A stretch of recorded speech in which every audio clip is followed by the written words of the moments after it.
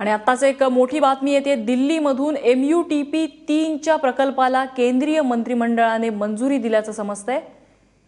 नुकतीच ही बातमी हाती येते। प्रशांत कदम आमचे प्रतिनिधी आपल्याला अधिक माहिती देत आहेत। पंतप्रधान नरेंद्र मोदी यांच्या अध्यक्षतेखाली नुकतीच जी बैठक झालेली आहे प्रशांत, त्यामध्ये MUTP 3ला मंजुरी मिळालेली आहे। किती मोठा निर्णय? नम्रता, मुंबईमध्ये जे लाखो प्रवासी रोज रेल्वेचा प्रवास करतात लोकलचा, त्यांच्यासाठी ही अतिशय महत्त्वाची बातमी।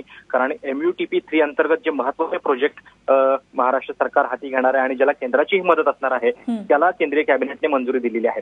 या MUTP 3 अंतर्गत पनवेल कर्जत हा 28 किलोमीटरचा रूट आहे। त्याच्याशिवाय ऐरोली कळवा हा 3 किलोमीटरचा आणि विरार डहाणू रोड हा 63 किलोमीटरचा रूट जो आहे त्याचा समावेश आहे। आणि आपल्याला माहिती आहे की सेंट्रल रेल्वेवरती विशेषतः म्हणजे कल्याणवरून वाशीला जायचं असेल किंवा वाशीहून कल्याणला तर आपल्याला ठाण्यावरूनच जावं लागतं।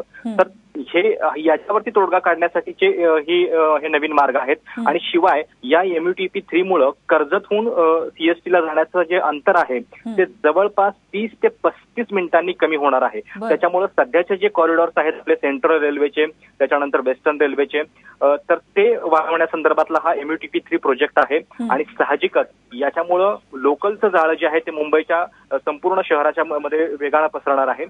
5 वर्षाची डेडलाईन आज केंद्रीय कॅबिनेटने याला ठेवलेली आहे आणि याच्यासाठी जो निधी लागणार आहे जवळपास 8,000 कोटींचा, त्याला देखील मंजुरी दिलेली आहे। नक्कीच प्रशांत, त्यामुळे मुंबईकरांसाठी ही एक मोठी आनंदाची बातमी आहे। मुंबईकरांचा प्रवास सुखकर करण्याच्या दृष्टीने धन्यवाद तू दिलेल्या प्रतिक्रियेबद्दल।